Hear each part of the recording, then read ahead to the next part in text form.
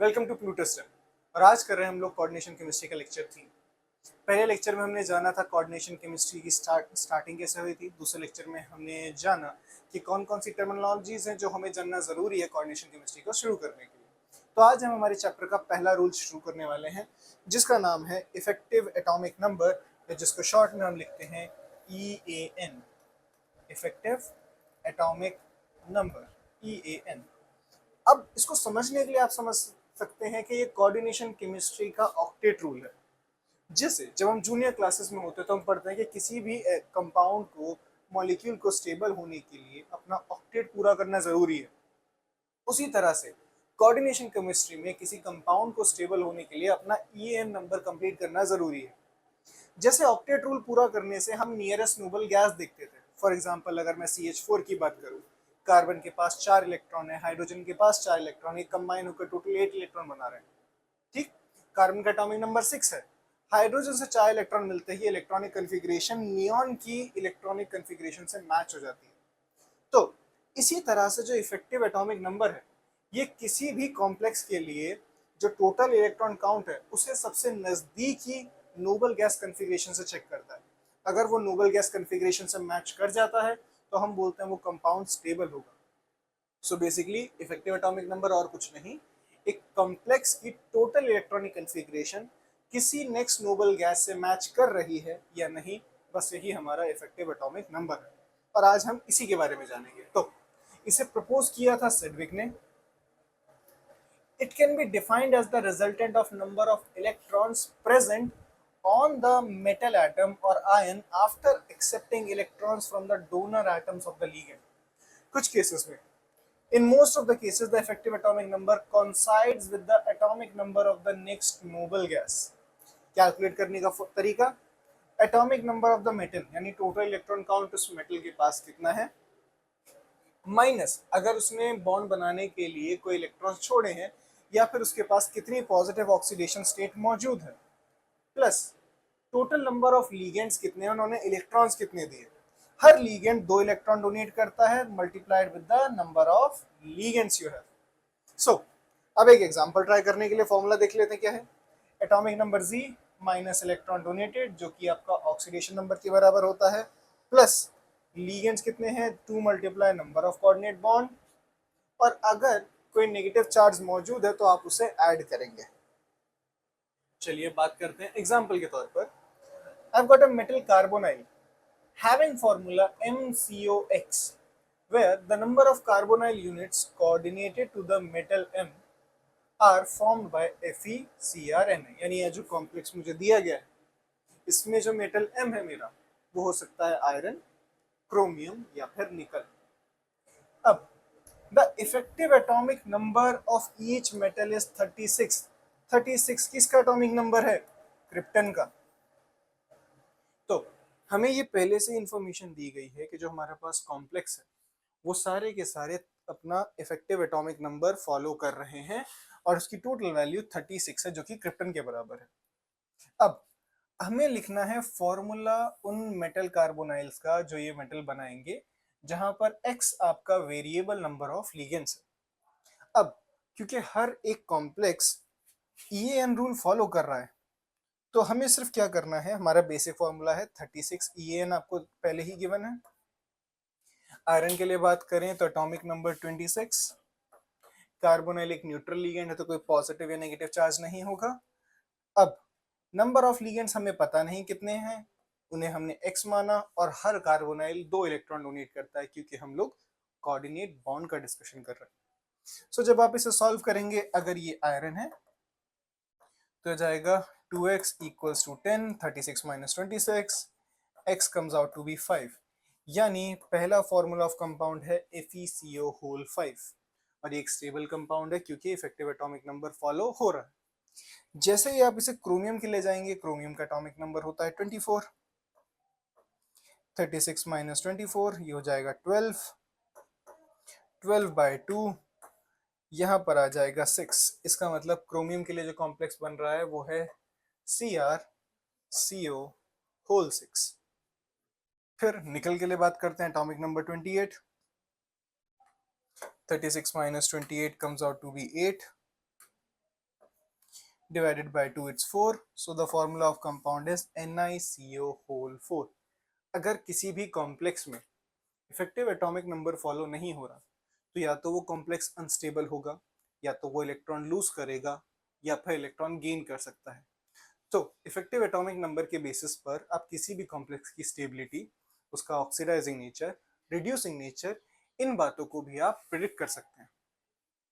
अब effective atomic number समझ लिया हमने, अब एक चीज समझनी है जिसको बोलते हैं, जिसको ज्यादातर टाइम लोग कंफ्यूज करते हैं, that is your double salt. Double salt और कॉम्प्लेक्स ये वो दो चीजें जो लगभग सिमिलर होती हैं, क्योंकि यहाँ पर भी मेटल होता है, मल्टीपल टाइप्स ऑफ लीगेंड होते हैं, बॉन्डिंग बिहेवियर होता है। हमें समझना है इनके बीच का डिफरेंस क्या होता है। जो आपके पास डबल सॉल्ट्स होती हैं उन्हें हम कभी कोऑर्डिनेशन कंपाउंड्स का दर्जा नहीं देते। क्यों? क्योंकि अगर आप कोई डबल सॉल्ट ले रहे हैं और आपने उसे किसी सॉल्वेंट में डिजोल्व किया तो वो सॉल्ट पूरी की पूरी आयनाइज हो जाती है, यानी हर एक एटम, हर एक लीगेंड अपने आप सॉल्यूशन में पूरी तरह से डिसोसिएट हो जाता है। इसी तरह से लेकिन जो हमारे पास हमारा कॉम्प्लेक्स है, क्योंकि कॉम्प्लेक्स कोऑर्डिनेट बॉन्ड से बंधा हुआ है तो वो कभी सोल्यूशन में आयनाइज नहीं होता। तो फॉर एग्जांपल अगर आपने घर में पोटैश आलम, जिसे हम फिटकरी भी बुलाते हैं, उसे हम सोल्यूशन में डिजोल्व करें तो उसमें आपके पास पोटेशियम होता है, अमोनियम आयंस होते हैं, एल्यूमिनियम सल्फेट आयंस होते हैं, तो आप उनको यूज कर सकते हैं। आप उसमें जो भी पोटेशियम के लिए टेस्ट, डिस्टिंक्शन टेस्ट लगा सकते हैं, अमोनियम आयन के लिए, सल्फेट के लिए, वो सारे के सारे टेस्ट आपको मिल जाएंगे। वहीं अगर मैं कोई कॉम्प्लेक्स बना लूँ पोटेशियम का, सोडियम का, एल्यूमिनियम का, अगर उन्होंने कॉम्प्लेक्स बना रखे तो सॉल्वेंट में पहली बात वो डिजोल्व हुआ ही नहीं, यानी वो आयनाइज नहीं हो पाया। और जब आयनाइज नहीं हो पाया इसका सीधा मतलब है कि अगर मैं उसके लिए कोई टेस्ट लगाऊंगा तो वो मेटल फ्री ही नहीं है बॉन्डिंग के लिए, वो टेस्ट कहाँ से देगा? क्योंकि जो टेस्ट के रिजल्ट हैं वो केमिकल रिएक्शन के बेसिस पर आते हैं, जिसके लिए किसी आयन को फ्री होना होगा। अगर आयन फ्री ही नहीं है तो बॉन्डिंग होगी कहाँ से? So the differences are that double salt exist only in their solid state. ये सिर्फ सॉलिड स्टेट में एग्जिस्ट करती हैं, क्योंकि लिक्विड स्टेट में तो ये पूरी पूरी डिसोसिएट हो जाते हैं। Coordination compound liquid as well as solid state में एग्जिस्ट करते हैं, क्योंकि कोऑर्डिनेट बॉन्ड इतनी स्टेबल है कि वो दोनों ही तरह की फिजिकल स्टेट्स में खुद को मेंटेन रख सकती है। सोल्यूशन में जाते ही सॉल्ट अपनी आइडेंटिटी खो जाती है, क्योंकि ये डिसोसिएट होने के बाद अपने कॉन्स्टिट्यूएंट आयंस में बढ़ जाती है। तो फिर जो प्रॉपर्टीज होती हैं वो आयंस की होती है, ना कि सॉल्ट की। देन ये कंप्लीटली यूज नहीं करते। Properties of double salt are the same as of the constituent compounds, while the properties of coordination compound are different from their constituent compounds. अच्छा, इसके लिए भी हम एक एग्जांपल करेंगे इस प्रॉपर्टी को समझने के लिए। Then in double salt metal ion exhibit their normal valency. यहाँ पर यानी कोई वेरिएबल ऑक्सीडेशन स्टेट का कोई कंसेप्ट एग्जिस्ट नहीं करता, लेकिन कोऑर्डिनेशन कंपाउंड बनते ही मेजरली किससे? ट्रांजिशन मेटल से, जहां पर एक मेटल अलग अलग तरह की ऑक्सीडेशन स्टेट शो कर सकता है।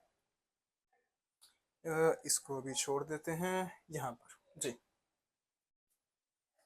हाँ, सो लेट्स सपोज हमें एक क्वेश्चन दिया गया है, कोऑर्डिनेशन और complex compound. The molecular compounds which retain their identity in solid as well as in solution are known as coordination complexes or compounds. A part of these compounds is not dissociated in the solution and its behavior is different from its constituent ions. Example के तौर पर K4FeCN6, when dissociated in solvent it forms FeCN6 minus 4K plus.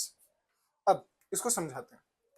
An aqueous solution of potassium ferrocyanide, which is exactly this compound, it does not give any test of Fe2 plus, and it is not poisonous to human anybody like potassium cyanide like KCN.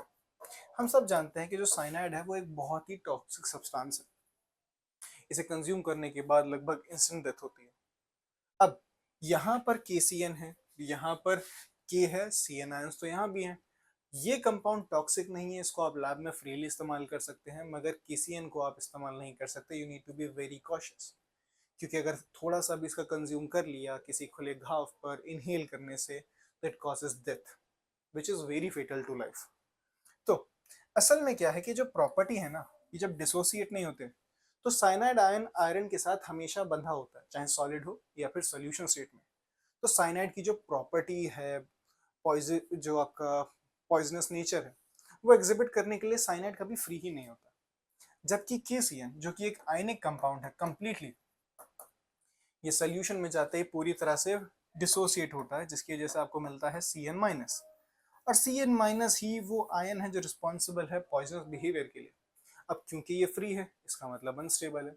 Unstable है तो ये आपकी body में अलग अलग substance जैसे haemoglobin, बाकी आपके नर्वस सिस्टम पर डायरेक्टली अटैक कर सकता है, जिसकी वजह से इसका पॉइजनस बिहेवियर लगभग इंस्टेंट होता है।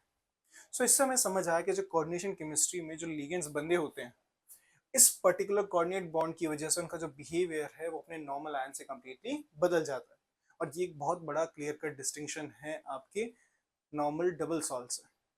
सो I hope now you have understood regarding what is EN number और कैसे आपका कोऑर्डिनेट बॉन्ड आयंस की प्रॉपर्टीज को ऑल्टर कर सकती है। अगली क्लास में हम लोग पढ़ेंगे टाइप्स ऑफ लिगेंड के बारे में और नॉमेनक्लेचर ऑफ कॉम्प्लेक्सेस के बारे में। तब तक के लिए देखते रहिए। Please like, share and subscribe. That's all for today. Thank you for joining us.